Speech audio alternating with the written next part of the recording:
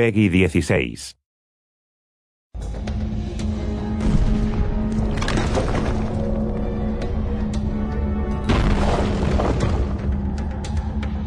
So a lot has changed technically since Mortal Kombat. So the tech team's been hard at work with an all-new real-time lighting system.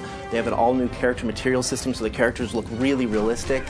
We have multi-threaded the renderer, so we can just sort of render more stuff on screen, so the game looks really incredible. Our engineers have really pulled out all the stops and are squeezing every bit of performance that we can get.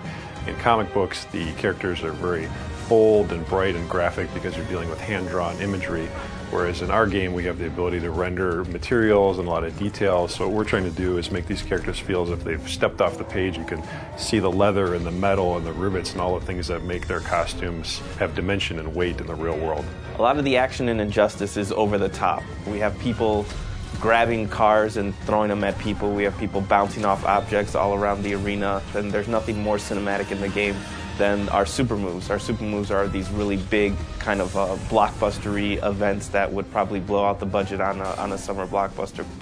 So our mantra for this game has always been, this is the big blockbuster summer movie that you've always wanted to see with superheroes. The environment choice in Injustice is just as important as the character choice. We have several interactable zones spread out among each one of the environments, and they're not cookie cutter. They're not placed in the exact same place for each environment. So depending on your style of gameplay, you're going to want to pick an environment that kind of eases towards your style of gameplay.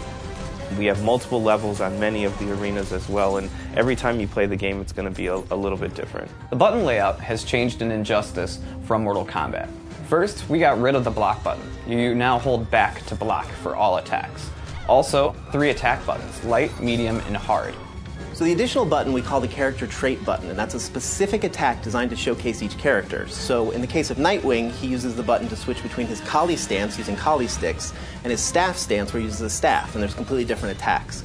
In the case of Cyborg, he uses the button to sort of charge up his health, so you're going to get different effects for every character. The combo system in Injustice will feel very familiar. Instead of using a special move to start a combo, you actually will use your special moves to link combos. You can also cancel out of a combo to link into a level transition or into a pop-up. DC's been incredibly supportive on this project and actually pushing us to take things farther than we ever thought we'd be able to get away with. Superman in particular was fun to work on.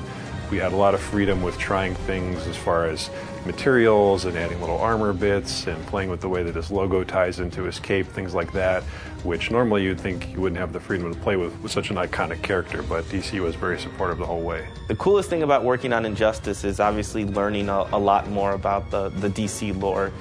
DC has such a wealth of information and such a wealth of knowledge about their characters that it's really fun to kind of pick the brain of working with them and figuring out what would make their characters fit in kind of the NetherRealm universe. You know, if Superman had to fight in a hand-to-hand fight, what would he do? What would Catwoman do in that kind of situation?